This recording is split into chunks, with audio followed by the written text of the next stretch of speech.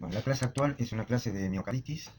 Como una definición en un sentido amplio, miocarditis se describe como inflamación del miocardio, pero en un sentido más dirigido a los criterios entre clínicos e histopatológicos.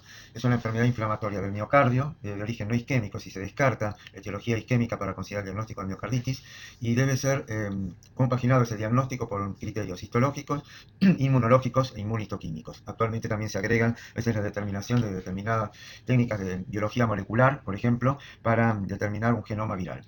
Se está agrupando ahora las miocarditis dentro del grupo de cardiomiopatías inflamatorias según la clasificación de la OMS, que se asocian a la disfunción cardíaca. Como una definición más histopatológica de un consenso de patólogos expertos y orientada al diagnóstico histológico en las biopsias endomiocárdicas, se considera miocarditis como la conjunción de dos elementos que tienen que verse en el preparado histológico: un infiltrado inflamatorio del miocardio más la necrosis o cambios degenerativos de los cardiomiocitos adyacentes, también deslindando, descartando, excluyendo lo que sería la injuria por un daño isquémico asociado generalmente al influjo, a la presencia de neutrófilos, macrófagos u otras células características que se van a presentar en distintas fases del infarto miocardio. O sea, en la clasificación de Dallas, para reunir el criterio histológico de miocarditis, tenemos que tener un infiltrado inflamatorio, generalmente son linfocitos T principalmente, o macrófagos, más signos de daño de los cardiocitos. Haciendo una breve recopilación de algunos hitos históricos en la descripción de las miocarditis, este término fue utilizado por primera vez en 1837 por Soberheim, y en el siglo XIX los casos de miocarditis principalmente estaban asociados con enfermedades infecciosas, del tipo de la escarlatina, el tifus, por ejemplo, y otras entidades infecciosas que podían afectar secundariamente el corazón. En 1905 se describe una miocarditis, si bien rara e infrecuente en su presentación, de presentación en general aguda o fulminante, que es la miocarditis de células gigantes, que posteriormente vamos a presentar en algunos casos bien representativos. En 1941, Safir separa histológicamente los criterios para diagnosticar la miocarditis de los criterios utilizados para caracterizar la cardiopatía isquémica consecutiva en general a un infarto agudo de miocardio. En 1962, un aporte importante fue la introducción del bióptomo por Kono y Sakakibara de Japón para la obtención de las biopsias endomiocárdicas a partir de muestras obtenidas del septum interventricular derecho, que es de donde habitualmente se obtienen las muestras. Si bien también esas muestras a veces no pueden tener, sobre todo para el caso de una patología multifocal o parcheada con la miocarditis, una sensibilidad y especificidad muy alta, son las que habitualmente se utilizan. Habitualmente para un seguimiento de rechazo de trasplante, con 3-4 muestras sería un número adecuado. Para el diagnóstico de miocarditis, tengan idea que la cantidad de muestras puede ser 7-8 para poder tener un tejido representativo, para poder efectuar el diagnóstico. En general no se efectúan, salvo en algunos centros y en casos muy especializados, biopsias del ventrículo izquierdo, por el riesgo en general que trae apareado de embolias, por ejemplo, sistémicas, o que puedan llegar a dar un episodio embolígeno hacia el sistema nervioso central.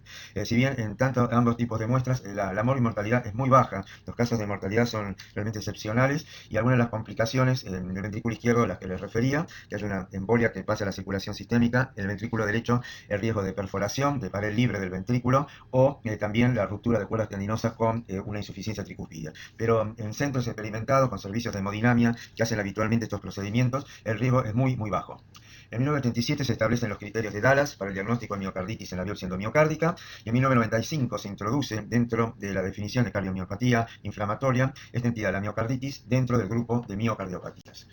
Acá, por ejemplo, tenemos la ubicación que adquiriría la miocarditis dentro del grupo de cardiomiopatías inflamatorias de causa en general adquirida, que vamos a ver consecutivamente.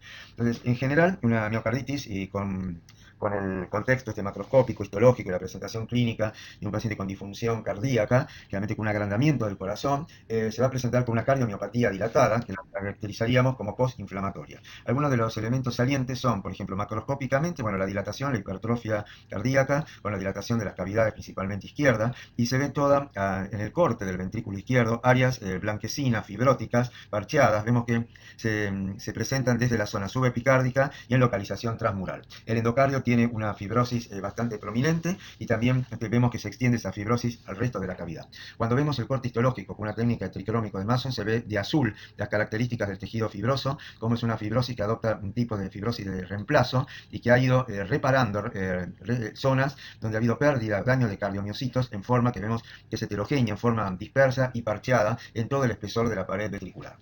Yendo a la etiología de la miocarditis en general, la genética podría tener que ver con algún tipo de predisposición para algún tipo de miocarditis en particular, pero básicamente se reconocen etiologías o patogénesis de tipo autoinmune y sobre todo las infecciosas. Las infecciosas representarían el mayor número de etiología de miocarditis, las virales, en el hemisferio norte, principalmente también asentando más en un rango etario pediátrico, sobre todo adenovirus, enterovirus, parvovirus, como formando parte del contexto de la cardiomiopatía desarrollada durante el embarazo, en el periodo periparto, al final del embarazo o al principio del puerperio, y en Latinoamérica, y ahora extendida más globalmente por las migraciones, la enfermedad de Chagas, afectando a 8 a 12 millones de personas y con un riesgo de infección de más de 65 millones, estando en riesgo de infección por el Trypanosoma cruzi. El HIV también está relacionado con la miocarditis, tanto por el propio virus como facilitando la presencia de elementos oportunistas, microorganismos oportunistas que se sobreagregan a la patología del HIV.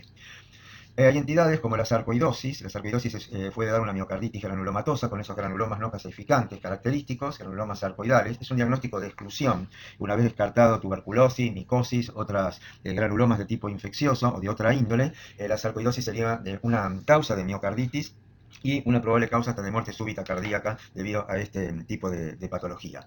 La endomiocardiofibrossis en realidad entra dentro de las cardiomiopatías restrictivas, está un poco tratada más in extenso en la clase de miocardiopatías y básicamente compromete el endocardio y el miocardio subyacente, dando unas gruesas capas de fibrosis en ventrículo derecho y ventrículo izquierdo que pueden comprometer hasta los anillos valvulares, requiriendo, por ejemplo, reemplazo valvular mitral característicamente. La endomiocardiofibrossis no es una etiología, no se conoce exactamente la patogenia, puede haber sido precedida por cuadros de hipereosinofilia que ha dejado necrosis y posterior una reparación por un tejido fibroso denso.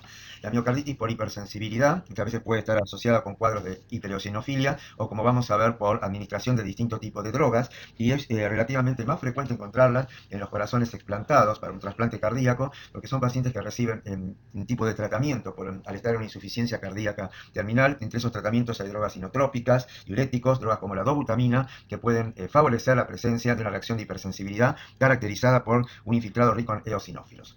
Y dentro de las etiologías autoinmunes, la interesante es la miocarditis de células gigantes. Es una miocarditis, digamos que la que el infiltrado más severo, más destructivo, con células gigantes multinucleadas, que no se agrupan formando granulomas al modo de una tuberculosis o de una sarcoidosis, sino que hay una destrucción como geográfica masiva del miocardio. El pronóstico es muy malo, son pacientes que son candidatos a trasplante, en el caso que con algún tipo de asistencia ventricular puedan llegar al poder realizar el procedimiento de trasplante de órgano, y pueden llegar a tener una tasa de recurrencia una vez trasplantados de un 25% aproximadamente. Tiene en general una ligazón con fenómenos autoinmunes, a veces con enfermedad inflamatoria intestinal, por ejemplo colitis ulcerosa, Crohn, etc.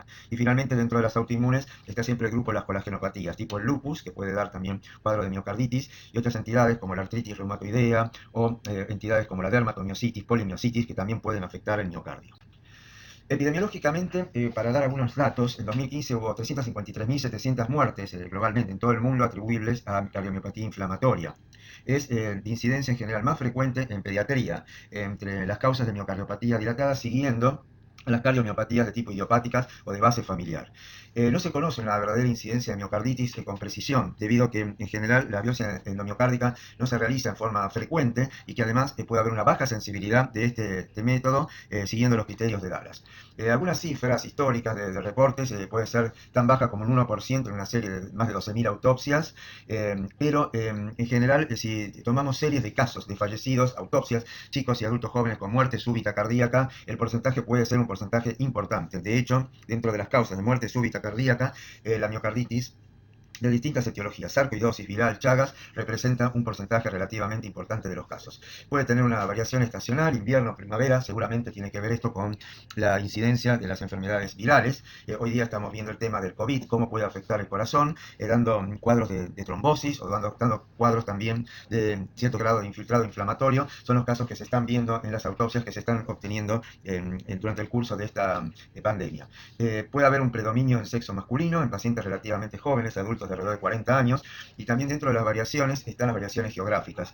Hay incidencia de virus como el parvovirus B19 más en Alemania, mientras que virus como el Coxsackie, enterovirus, adenovirus se reportan más frecuentemente en miocarditis en Estados Unidos.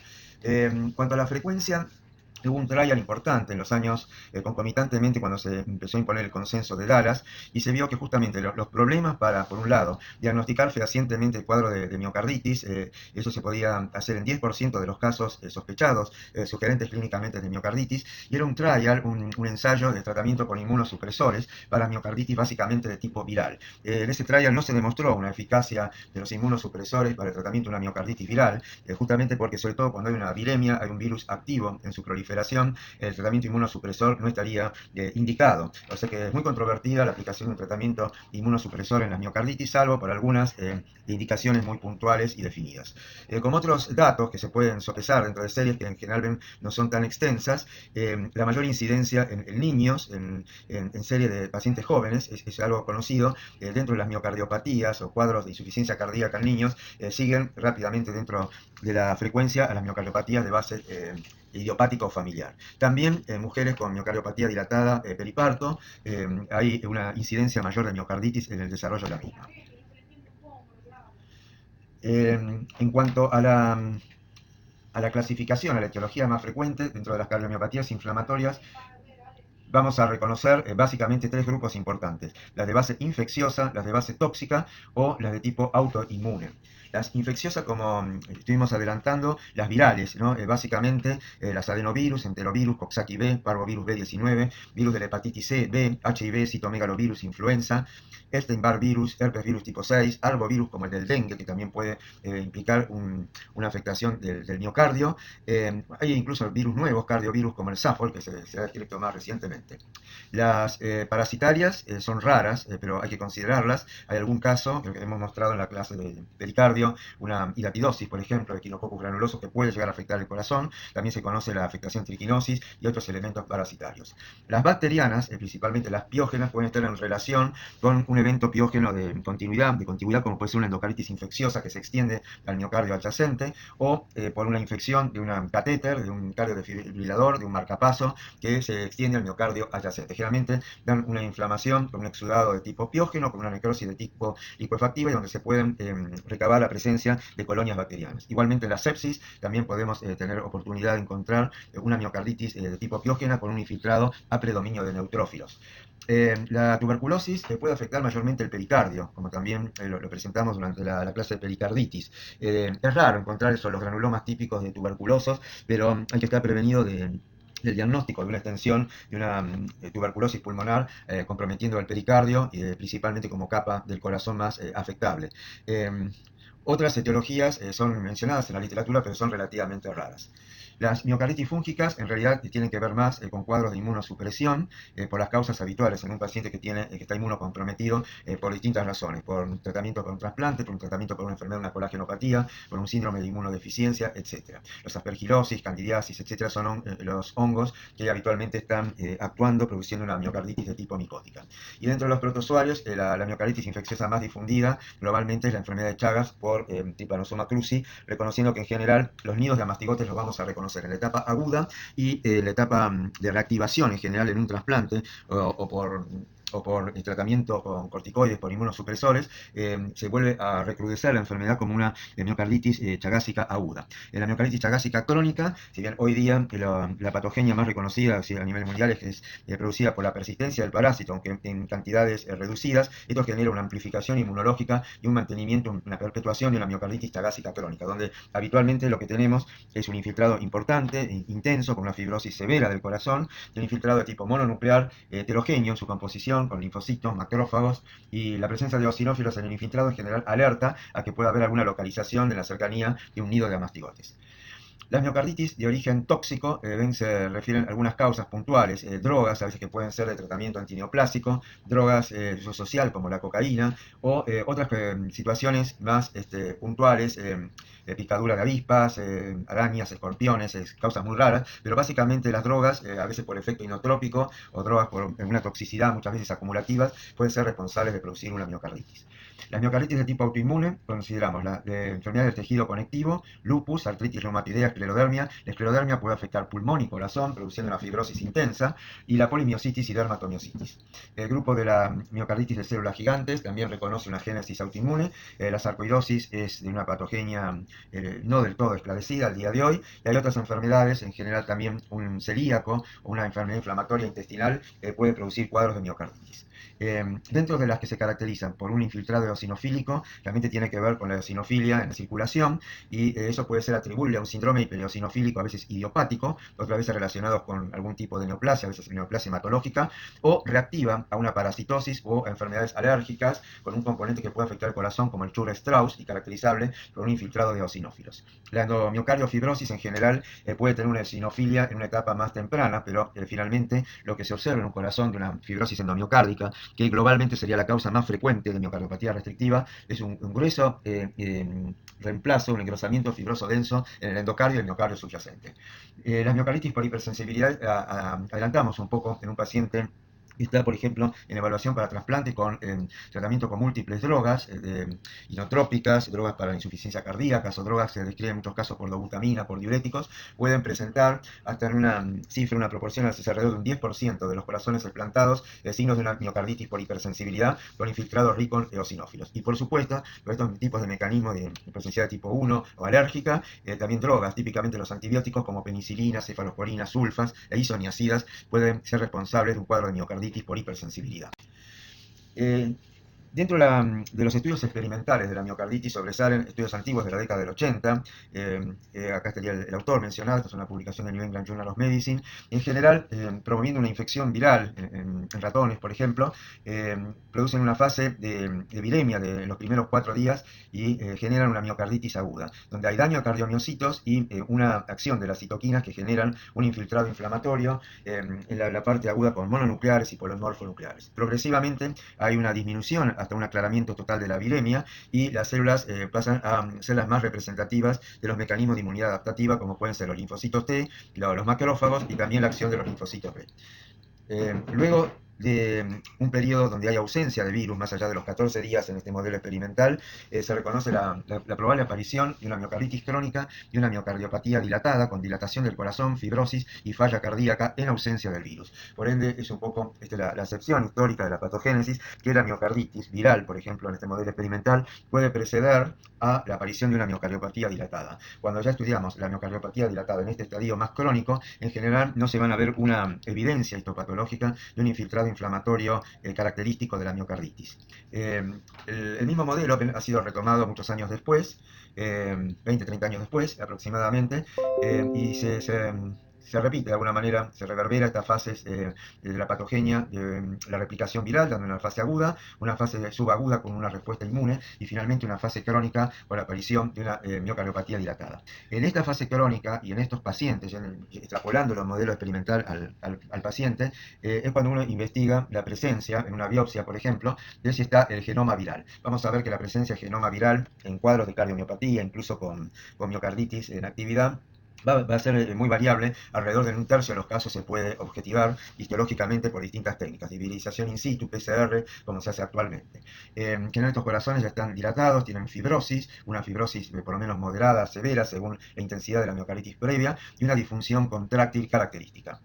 Básicamente también se conoce que los actores en estas distintas fases de la miocarditis pueden ser las células, primero el rol de la inmunidad innata, las células NK, las citoquinas, en el caso de los virus cardiotrópicos, produciendo un daño de los cardiomiocitos y posteriormente generando una respuesta inmunitaria, inflamatoria, donde asumen un rol las células dendríticas, presentadoras de antígeno, las células T, principalmente los CD4, los CD8 y los macrófagos, y que van a formar parte del infiltrado interviniente. Y vienen un poco también todas las citoquinas que están entrando en juego en este tipo de reacción inflamatoria.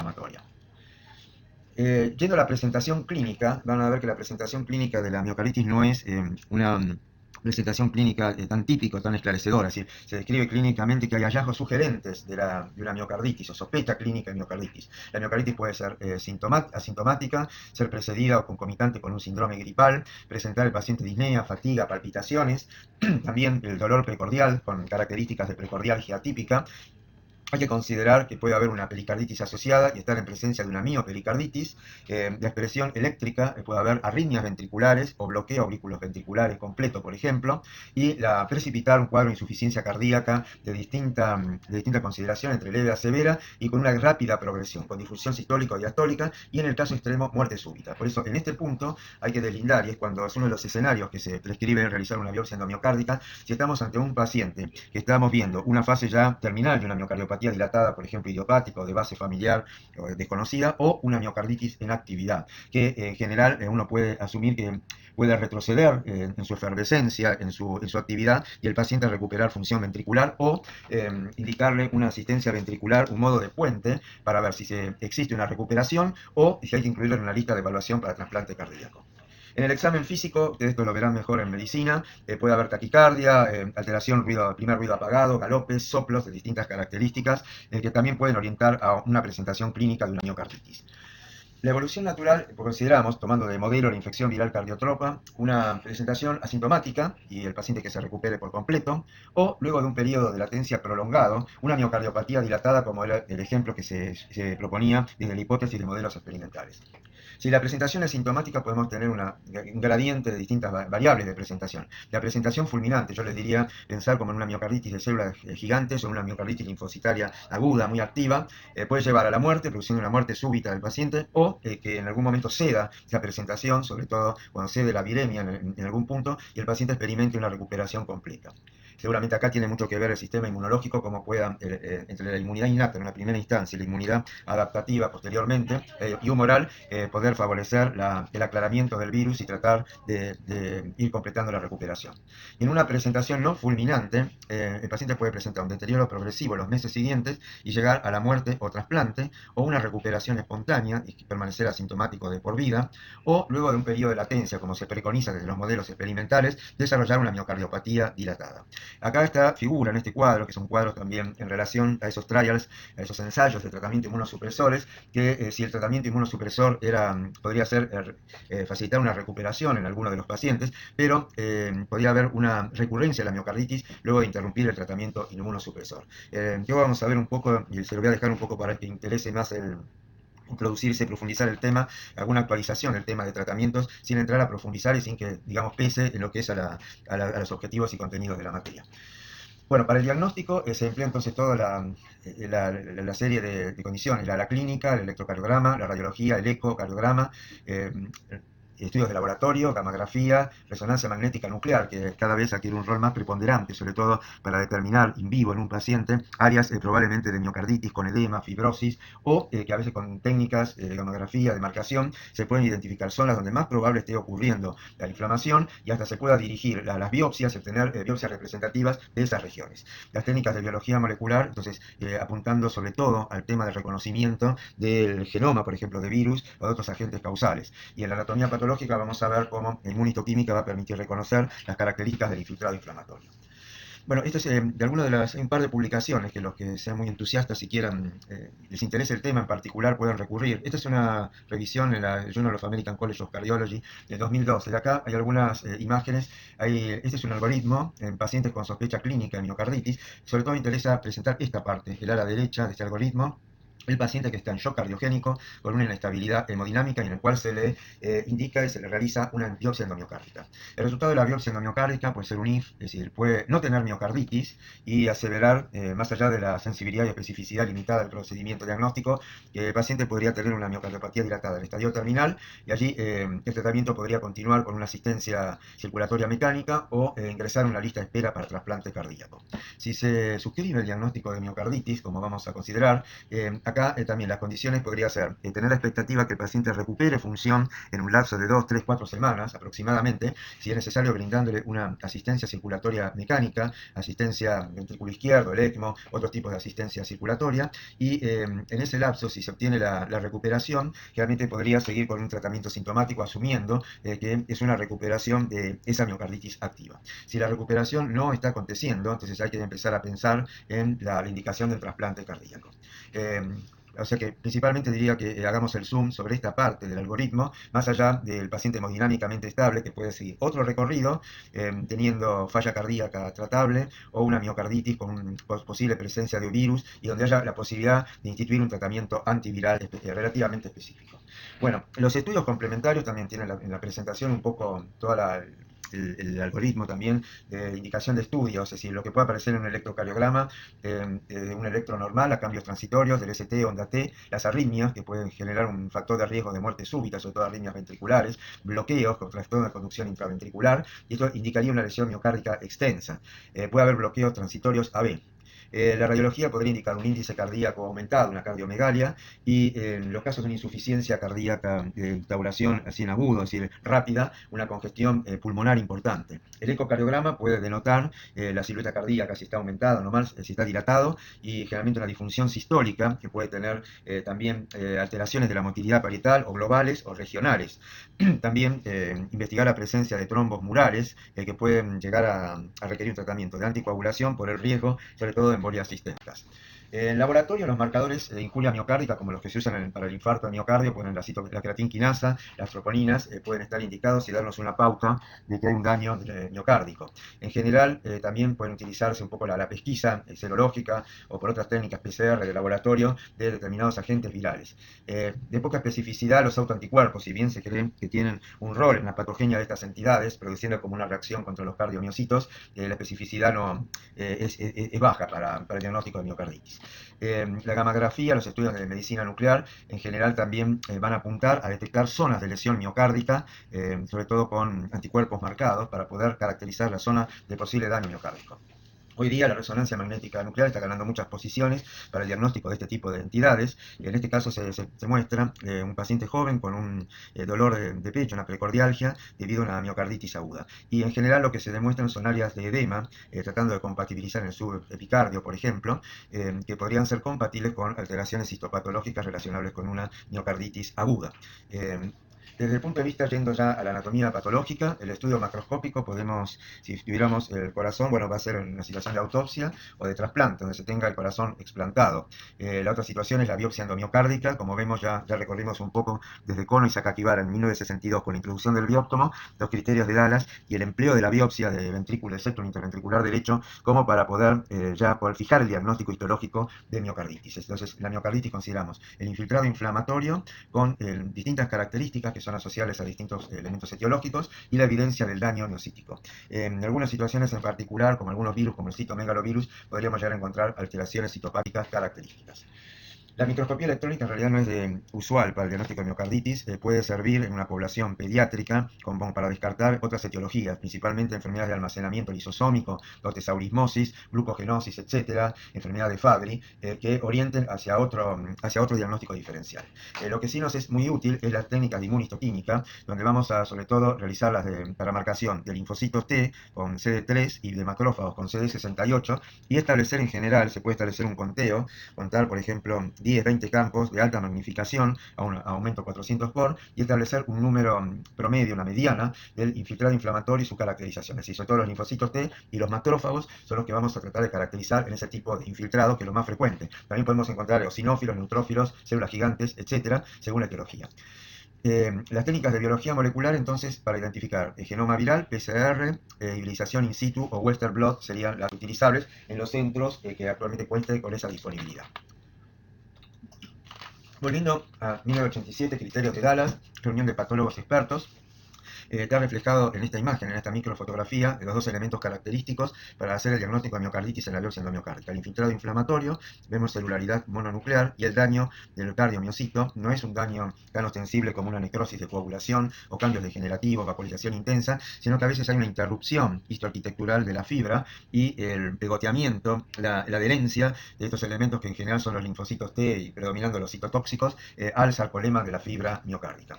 En la biopsia inicial podemos inferir aquel que no hay miocarditis, es decir, no se ven estas características, que la miocarditis es activa, es decir, que tenemos un infiltrado inflamatorio intersticial y una lesión de los cardiomiocitos adyacentes, no típicos de un infarto, una cardiopatía isquémica, una enfermedad coronaria donde tiene otra histoarquitectura, otra histopatología, y hay un gris, hay un estadio intermedio que es la miocarditis borderline, donde el infiltrado inflamatorio es muy escaso o la injuria miocítica no es no aparente, y acá nos ayuda mucho la inmunistoquímica como para podernos acercar o no al diagnóstico de miocarditis. Pasa muchas veces que la biopsia se realiza luego de pasado el periodo de mayor actividad del proceso inflamatorio, y ya al tener ese tejido miocárdico no encontramos los elementos característicos de infiltrado inflamatorio y daño de cardiomiocitos. Si la biopsia se repite luego de algún tipo de tratamiento adecuado a la etiología, podemos encontrar como que hay miocarditis persistente, como que está en resolución con tejido de granulación, o que la miocarditis está resuelta con o sin presencia de tejido fibroso.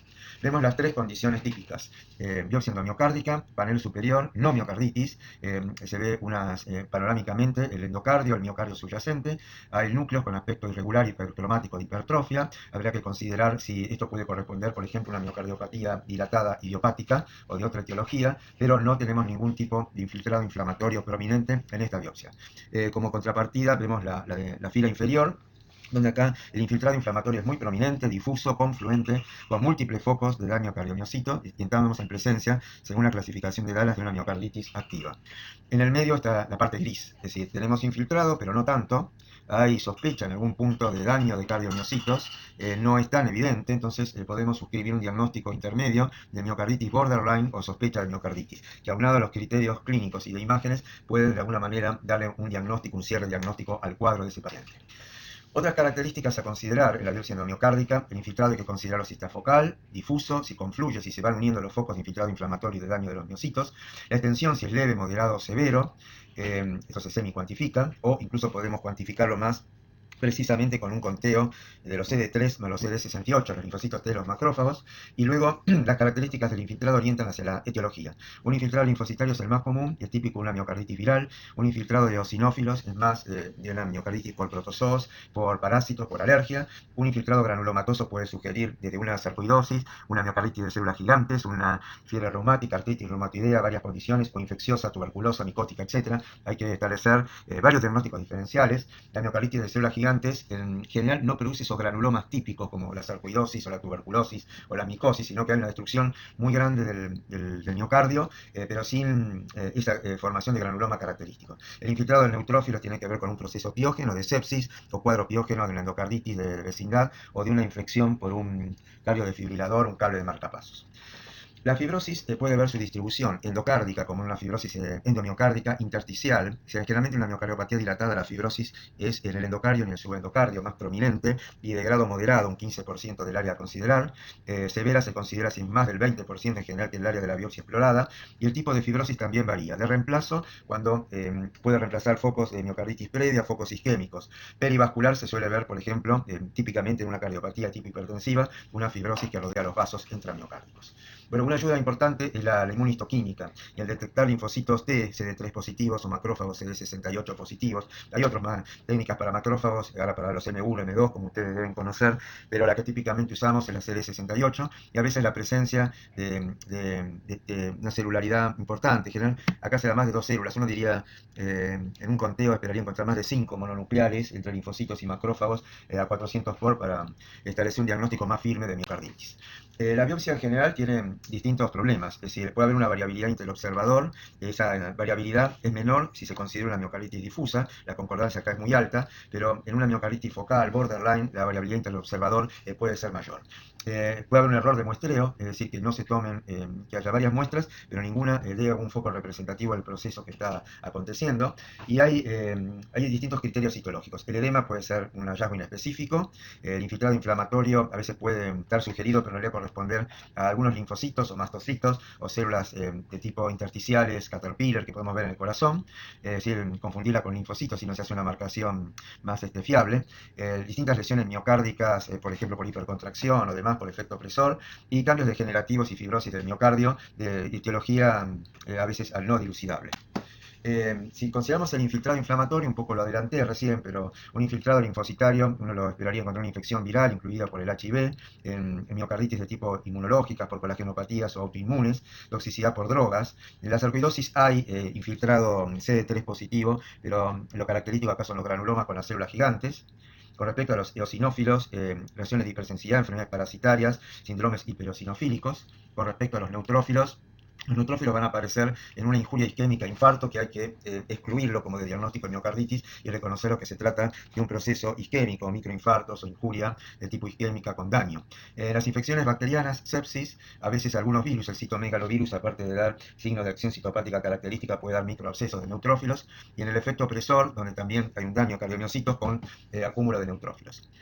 Bueno, con relación a las células gigantes, es uno de los grupos, digamos, de los más interesantes para establecer diagnósticos diferenciales. La miocarditis de células gigantes de presentación fulminante, diagnosticada en 1905 por primera vez como idiopática, diferenciar a una sarcoidosis que da granulomas, otras infecciones granulomatosas, descartar todas las infecciosas, hacer todas las técnicas para bacilos ácido alcohol resistente, PAS, Growcott para hongos, tratar de descartar todos los procesos granulomatosos infecciosos. Reacciones de hipersensibilidad, puede dar una reacción con células gigantes, enfermedades reumatoideas, la fiebre reumática da los nódulos de Astroff, más característicamente en la fase aguda de la fiebre reumática. La artritis reumatoidea también puede dar nódulos de tipo reumatoideo con cambios degenerativos fibrinoides y células gigantes. Bueno, esta parte no la vamos a desarrollar, es un poco está tomada de una revisión reciente, Circulation Research de 2017, y un poco para que tenga mayor interés en este tipo de tema, están agrupadas acá. Hay un resumen de los métodos diagnósticos y modalidades de tratamiento, es decir, una actualización buena de varios tipos de cardiomiopatía inflamatoria, que no la vamos a considerar como para dentro de los contenidos y objetivos de la materia. Vean que sí están presentadas la miocarditis linfocitaria viral, la cardiomiopatía relacionada con el HIV, las colagenopatías, la miocarditis de células gigantes, la sarcoidosis cardíaca, el Chagas, miocarditis de hipersensibilidad, establecer un poco una diferencia entre la endocarditis de Leffler y la endomiocardio fibrosa.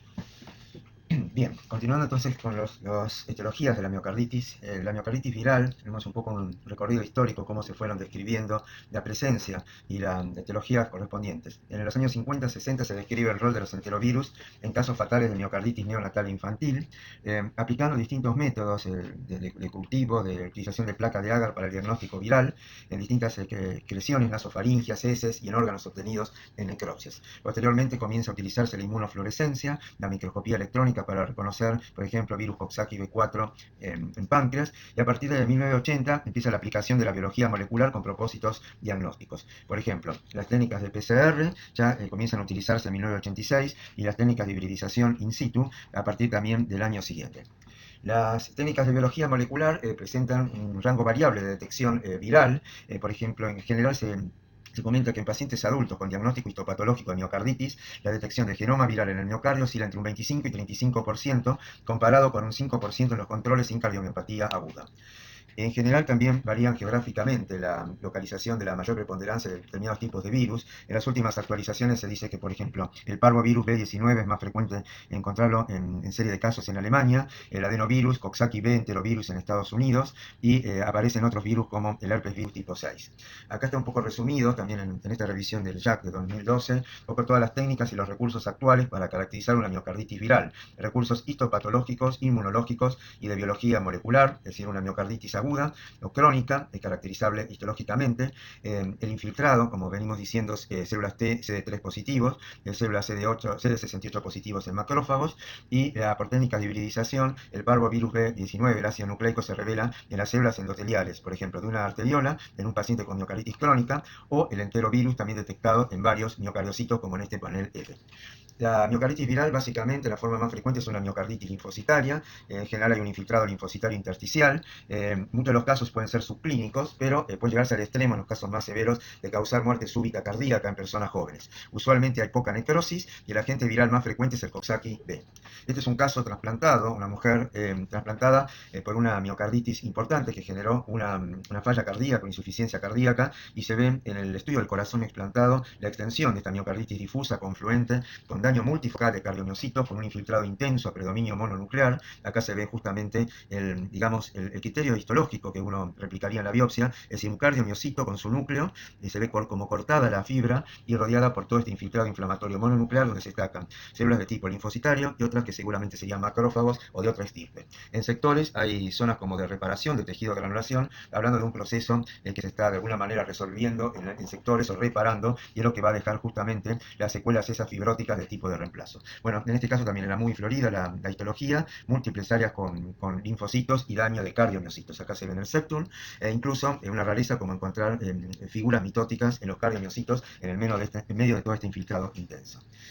Ya mencionamos, y está en la clase de miocardiopatías, la miocardiopatía dilatada periparto y la frecuencia que tiene incidencia aumentada de miocarditis. Acá se ven 3 pacientes distintas, 1, 2, 3, con biopsias endomiocárdicas tomadas durante el curso de su miocardiopatía dilatada en la parte final del embarazo en el puerperio, es decir, miocardiopatía periparto, y se ve justamente el signo histopatológico característico de la miocarditis en actividad, el infiltrado inflamatorio y el daño bien definible de los cardiomiocitos. Como los virus de la hepatitis, el virus de la hepatitis C principalmente puede dar una miocarditis, pero en este caso es una oportunidad de haber encontrado por virus de la hepatitis B, un paciente trasplantado cardíaco, que tenía, se le tomó una biopsia hepática, un cilindro, por sospecha de hepatitis, y se encontró estos signos de inflamación linfocitaria mononuclear y los hepatocitos con estos halo claro y aspecto en vidrio esmerilado, muy sugerentes de la infección por el virus de la hepatitis B. Lo mismo se contrastó, se corroboró mediante la presencia del antígeno del virus B, de la hepatitis, y concomitantemente, contemporáneamente, se tomaba una biopsia cardíaca, endomiocárdica, de control del rechazo. Esto que aparentemente podría ser compatible con un rechazo de trasplante, el daño de cardiomiocitos con infiltrado inflamatorio. Se hizo también la determinación del antígeno del virus B dando positivo, y en ambos casos se interpretó como que era una hepatitis por virus B y que ese virus B también estaba comprometiendo contemporáneamente el corazón, dando una miocarditis. Un hallazgo también en una trasplantada cardíaca es por citomegalovirus, los signos de acción citopática características. También, si se ve la biopsia endomiocárdica para el control de seguimiento de rechazo, se ve un infiltrado inflamatorio, y si vamos recorriendo la misma, en distintos sectores se ven los núcleos agrandados con signos de acción citopática, inclusión nuclear e inclusión incluso citoplásmica. Otro tipo de infiltrado es el de los neutrófilos, y eso puede acontecer en sepsis, en territorios continuos a una endocarditis infecciosa, donde hay colonias bacterianas, necrosis licuefactivas y polimorfonucleares en relación. Entonces, la endocarditis infecciosa, en territorio aledaño a la sepsis, del sitio de implantación de un marcapaso, puede derivar en una miocarditis con infiltrado rico en neutrófilos en cualquiera de las circunstancias. También, en una condición más infrecuente relativamente, la enfermedad de Still o artritis reumatoidea de comienzo juvenil, podemos ver una miocarditis con un infiltrado con predominio de elementos leucocitarios, neutrofílicos, como se pueden ver acá, algunos de ellos también entremezclados con eosinófilos, y tomando la zona de la biopsia el endocardio con fibrosis, y en el miocardio subyacente este tipo de infiltrado. En cambio, en la enfermedad de Churg-Strauss, relacionada con una patogenia más alérgica, asma, se reconoce la presencia de una miocarditis eosinofílica.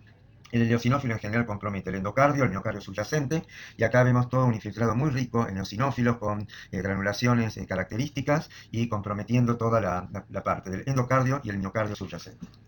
En entidades por protozoario, la toxoplasmosis, el Chagas, los casos son taquizoitos relacionados con la presencia del toxoplasma gondii en el corazón. No es frecuente de ver, pero una posibilidad también que genere un cuadro de miocarditis. Con respecto a la enfermedad de Chagas, que decíamos que es la miocarditis infecciosa más extendida globalmente, en general podemos asumir que es una miocarditis moderada, severa en la mayoría de los casos. En los casos que llegan a trasplante, más de los 2/3 de esos pacientes que tienen la miocardiopatía dilatada chagásica crónica, la miocarditis es una miocarditis muy intensa, entre moderada a severa. La presencia de nidos de mastigotes se puede ver en algunos de los casos, en un 25-30% de esos corazones se pueden encontrar, como acá se ven en algunas de estas flechas, marcados los nidos de mastigotes, pero en general el cuadro histológico es como el del panel A. Mucho infiltrado inflamatorio, daño extenso, cardiomiocitos, un infiltrado compuesto por heterogéneamente linfocitos, plasmocitos, macrófagos, a veces eosinófilos, como están marcados en el panel C. También se pueden llegar a ver otros elementos como folículos linfoides, agregados linfoides, que seguramente asumen el rol de centros germinales, de folículos linfoides terciarios y producción de anticuerpos, y el rol de los macrófagos, a veces dando un patrón de miocarditis granulomatosa, también se puede presentar en el Chagas. Acá vemos 2 células gigantes multinucleadas de estirpe histiocitaria, como marca el CD68, pero en general el infiltrado linfocitario CD8 positivo y otro CD que vamos a ver es el que más constantemente vamos a encontrar en el análisis histológico. Acá tenemos, por ejemplo, en un trabajo publicamos en el 2014, todo un reconocimiento en distintos corazones, eran como 8 a 10 casos de miocardiopatía chagásica crónica trasplantada, la proporción que se puede ver de los CD3, los CD8, los CD4, CD68 y en menor proporción los CD20, linfocitos B, dentro del infiltrado inflamatorio. Vemos que a medida que aumenta la proporción de infiltrado, la cantidad de células por campo de alta magnificación, en general aumenta mucho el CD3 o el CD68 y el CD8 y el CD4 son los que más correlación tienen, en general aumentan más a mayor cantidad de células presentes en la mediana, en el promedio de la interpretación de la cuantificación del infiltrado. Esto en general entonces está hablando del rol de los linfocitos T y en segundo lugar de los macrófagos. También aparecen células, importantemente las células Tibet, que hablan de un mecanismo TH1 en la génesis de este infiltrado inflamatorio y la escasez de las células T reguladoras o FOXP3. Otro hallazgo a veces en estos estudios es que el Ki67, que marca la entrada en ciclo celular, habla de que las células CD3, sobre todo, son las que pueden entrar en el ciclo celular y vemos toda una proliferación de este tipo de elementos en el infiltrado. En esas zonas donde no se encuentra nido de mastigote, pero el infiltrado es prominente, ya desde esta época, desde los años 90, mediados de los años 90, empezaron a aplicarse las técnicas de PCR en el tejido cardíaco de la miocarditis chagásica crónica. Este es un caso donde se detectó DNA del parásito en la muestra histológica de un corazón, en una autopsia, un paciente de 27 años fallecido por una insuficiencia cardíaca atribuible a la enfermedad de Chagas, y donde se pudo detectar lo que marca acá el T-Cruci, en el panel 7, en el control. En este caso tenía una amplificación del DNA del minicírculo del parásito, a pesar de no haber encontrado nidos de mastigotes y en correlación con un infiltrado intenso. O sea que esto apareció en distintos trabajos en esta época y posteriormente, y está reflejando de alguna manera que en las zonas con más infiltrado inflamatorio era más característica y más constante la amplificación del DNA del T-Cruci, sobre todo que en zonas sin infiltrados o con un infiltrado muy escaso. Esto un poco llevándolo a un análisis estadístico, se pudo comprobar que en zonas con más de 10 mononucleares por campo de alta magnificación era prácticamente constante la amplificación del ADN del minicírculo del T-Cruci, lo cual reflejaba que la presencia del parásito, en este caso caracterizado por la obtención de la amplificación del ADN, se correlacionaba estrictamente con el grado de miocarditis, sobre todo activa y característica de la infección. La reactivación de T-Cruci en general se puede comprobar en inmunodeprimidos, en trasplantados. En este caso es más florida, vemos 1, 2, 3, otro más acá, otro nido de mastigotes. En general da lugar a una miocarditis chagásica de tipo aguda, con un infiltrado muy intenso. Ven que tiene una distribución más intersticial, sobresale la presencia de los eosinófilos, sobre todo en derredor de la zona de los nidos característicos. Y bueno, esto recibe un tratamiento con benidazol durante un mes o 2 meses aproximadamente, y en biopsia sucesiva se puede ir viendo cómo prácticamente bajó la cantidad de nidos, termina de eliminar los nidos de mastigotes del tejido, el tratamiento antiparasiticida, el tratamiento de los parásitos, ¿no? Parasiticida, y se va creando una secuela fibrótica en la zona donde era el intenso infiltrado inflamatorio. Veamos la miocarditis de células gigantes, que digamos sería la más exuberante en cuanto al infiltrado inflamatorio. Este es un corazón explantado, un paciente adulto joven, había tenido como antecedente una colitis ulcerosa. Ven que tenía ya un trasfondo autoinmune, tal vez ahí pueda pesar algo la genética de parte de la autoinmunidad. Y en las biopsias, cuando se interna de urgencia, por un cuadro compatible con lo que fue una miocarditis fulminante, se veía una destrucción, necrosis intensa del tejido con células gigantes, células gigantes no formaban granulomas típicos, una necrosis geográfica y un infiltrado intensamente mononuclear, linfocitario e histiocytario. Otro caso, este es de un médico también, una patología similar y que tuvo que estar en asistencia ventricular como puente al trasplante cardíaco. También es otro caso de una miocarditis de células gigantes, como para que observen el grado de destrucción del tejido cardíaco con la presencia de estas células características con multinucleación. La miocarditis granulomatosa como diagnóstico diferencial la vamos a encontrar en la fiebre reumática, la pancarditis. La fiebre reumática suele dar una pericarditis fibrinosa, una miocarditis en parte inespecífica, pero en parte con presencia de nódulos de Aschoff, que se van a disponer más característicamente en disposición perivascular y en el endocardio. La sarcoidosis es otra entidad que puede incluso llevar a la muerte súbita y que característicamente tiene estos granulomas de tipo sarcoidal no necrotizante, incluso con algo que si bien es frecuente de ver pero no es patognomónico, son estos cuerpos estrellados o asteroides y estas células que están entremezcladas con elementos más de tipo linfocitario. En este caso se ven granulomas de tipo sarcoidal en el pericardio como un hallazgo, también acá un cuerpo asteroide. Y acá es una biopsia en un paciente que entra con un ataque de arritmia, taquicardia ventricular con severo deterioro, con riesgo de muerte súbita, que creo que llegó hasta taquicardia y tuvo en paro. Y en una de las muestras, se tuvieron varias muestras con mucha fibrosis, con inflamación, pero acá uno puede reconocer estos granulomas relativamente característicos con los cuerpos asteroides y que inmunitoquímicamente se caracterizaron con estirpe histiocytaria macrofágica, las células gigantes, y acompañando los linfocitos T CD3 positivos. Algunos diagnósticos que se pueden establecer diferenciales: la miocarditis de células gigantes en general produce una destrucción, una necrosis miocítica marcada, que no es tan intensa en la sarcoidosis. La sarcoidosis tiene granulomas que uno los puede apreciar relativamente bien constituidos. También se puede llegar a dar unos granulomas en otros tejidos, granulomas extracardíacos, y en el resto de las condiciones, de las características del infiltrado inflamatorio, comparten varias condiciones. Los eosinófilos tal vez aparezcan más en la miocarditis de células gigantes, y las células gigantes sean más prominentes y más dispersas en este tipo de entidad. Nos quedan finalmente un par de condiciones. La hipersensibilidad a drogas, en general este es un mecanismo que depende de una utilización previa de la droga sin manifestaciones. Es un mecanismo de hipersensibilidad como sugerente de enfermedad del suero. Generalmente no son mediadas directamente por la droga, sino por metabolitos químicamente reactivos como los aptenos. Y hay distintas drogas que característicamente pueden producir este tipo de reacción de hipersensibilidad. Todo un listado bastante extenso. Creo que algo hemos hablado: la dobutamina, los diuréticos, en el caso de pacientes en insuficiencia cardíaca, drogas isoniazida, indometacina, sulfas y antibióticos.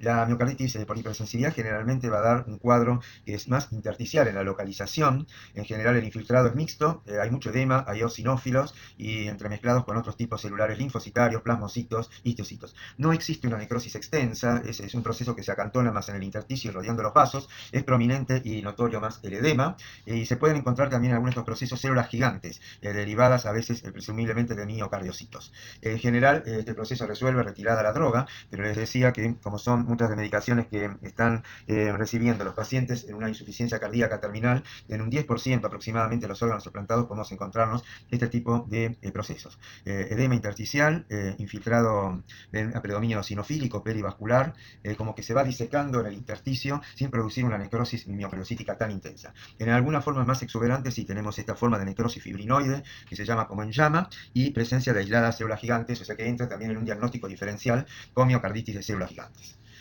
Esto creo que es la última, la miocarditis tóxica. Acá es en general por acumulación de la droga, por un efecto acumulativo. Puede dar distintos cuadros: aparecer muerte de los cardiomiocitos. La muerte puede ser focal, relativamente prominente y como aspecto similar a microinfartos. En general, los eosinófilos no aparecen en esta miocarditis tóxica, y en el infiltrado inflamatorio, que a veces no es tan prominente, contiene polimorfos nucleares. Puede encontrarse daño del endotelio, microtrombos capilares, y esto puede ir resolviéndose con proliferación de fibroblastos y fibrosis. Puede llegar a haber vasculitis necrotizante y en general esto pasa por una acción tóxica directa o acumulativa. Muchas de estas drogas tienen que ver la toxicidad con la dosis total administrada y la absorción local. Entonces hay drogas, sobre todo las catecolaminas, que se asocian con necrosis miocítica, otras que pueden dar un componente en la miocarditis tóxica, también drogas empleadas como la ciclofosfamida, fenotiacinas, y drogas que también pueden dar finalmente una cardiomiopatía, como agentes antivirales, drogas antineoplásicas como la doxorubicina y un conjunto de otros elementos terapéuticos. En general, en la histología lo que vamos a poder ver es más una necrosis miocítica con un infiltrado inflamatorio intenso, dando una miocarditis de aspecto tóxico, y los cambios, si han sido más leves, puede llevar a una miocardiopatía usualmente dilatada.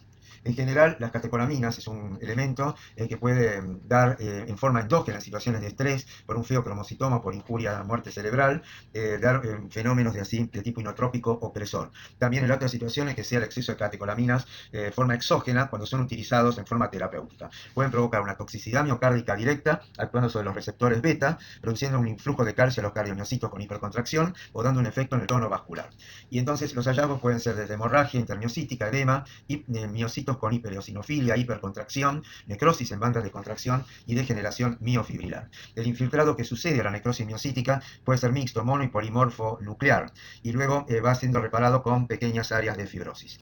Entonces, para finalizar un poco de todo lo que hemos visto, hay que plantear la presencia de la miocarditis en distintos escenarios clínicos. Esto es un poco una revisión de una experta, la doctora Leslie Cooper, en la miocarditis, que ha trabajado justamente mucho sobre miocarditis de células gigantes adicionalmente, y la presentación, bueno, van a ver que puede ser muy variable esto, de horas o días, un cuadro tipo infarto de miocardio con coronarias normales, y esa presentación fulminante puede ser provocada por una miocarditis de células gigantes o una miocarditis linfocitaria activa muy aguda. En otras situaciones, también esto en menos de 2 semanas, los mismos tipos de entidades pueden dar un cuadro con falla cardíaca, con un ventrículo izquierdo de un tamaño relativamente normal o dilatado y un compromiso hemodinámico, como habíamos visto en el algoritmo, en el eje ese del shock cardiogénico.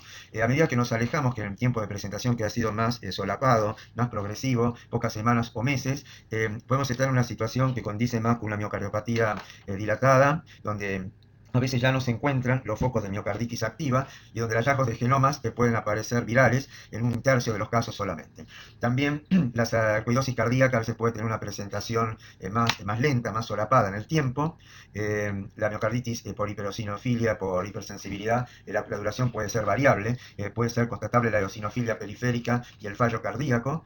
Y cuando la presentación es más de varios meses, ahí hay que descartar, y si los hallazgos son no específicos y descartados los genomas virales, ver si no estamos en presencia de una miocardiopatía dilatada tipo idiopática o de otra etiología.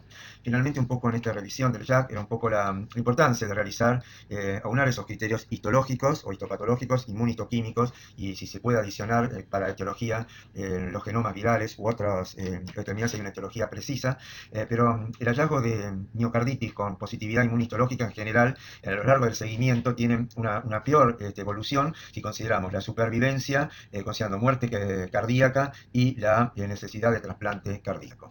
Bueno, entonces creo que haber dado un panorama de todo lo que ha sido la miocarditis, ya desde lo histórico, lo epidemiológico, lo etiológico, lo clínico, y en qué nos podemos fijar desde el punto de vista histopatológico, siguiendo los criterios de Dallas, y las distintas situaciones clínicas, escenarios clínicos y distintas etiologías que tenemos que dilucidar a partir de la biopsia endomiocárdica o el estudio de corazones explantados o de necropsia. Bueno, muchas gracias por la atención.